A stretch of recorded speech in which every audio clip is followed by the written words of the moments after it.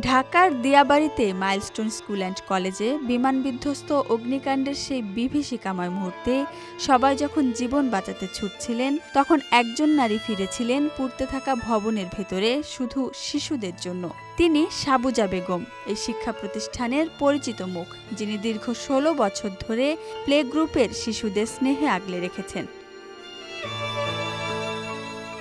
ভবন থেকে নিরাপদে বেরিয়ে আসার পর যখন শুনলেন শিশুদের কান্নার আওয়াজ, তখন নিজের প্রাণের পরোয়া না করে আবার ছুটে গিয়েছিলেন ভেতরে। আগুনের লেলিহান শিখা ও ধোঁয়ার মধ্যে ঢুকে তিনি শিশুদের আগলে রাখেন নিজের শরীর দিয়ে, যেন তার শরীর পুড়ে যায় তবু শিশুদের কিছু না হয়।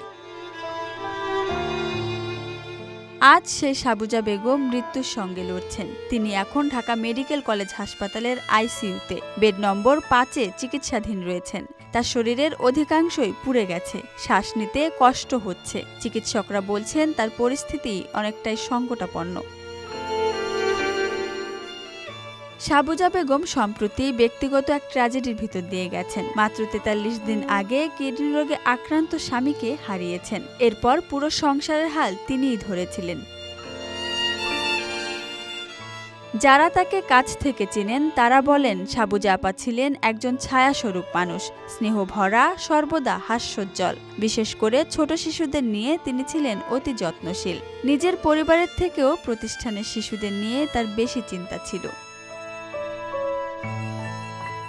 প্রত্যক্ষদর্শীদের অনেকে কাঁদতে কাঁদতে জানিয়েছেন, প্রথমে নিরাপদে বেরিয়ে এলেও তিনি থাকতে পারেননি শিশুদের কান্না শুনে। তাদের উদ্ধার করতেই দ্বিতীয়বার ভবনের ভেতরে প্রবেশ করেন। আর সেই সাহসিকতাই তাকে ঠেলে দেয় ভয়াবহ দগ্ধতার মধ্যে। এই সমাজ কি তার এই আত্মত্যাগকে মনে রাখবে?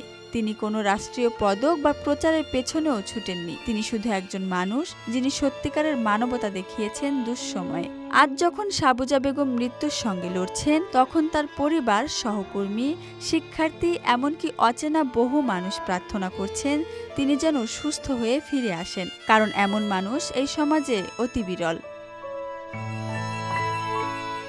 আমরা তার জন্য প্রার্থনা করি, আল্লাহ তাকে সুস্থতা দান করুন। তার ভালোবাসা ও সাহস আমাদের মানবতার মাপকাঠি হয়ে থাকুক। Dhaka express, desk report.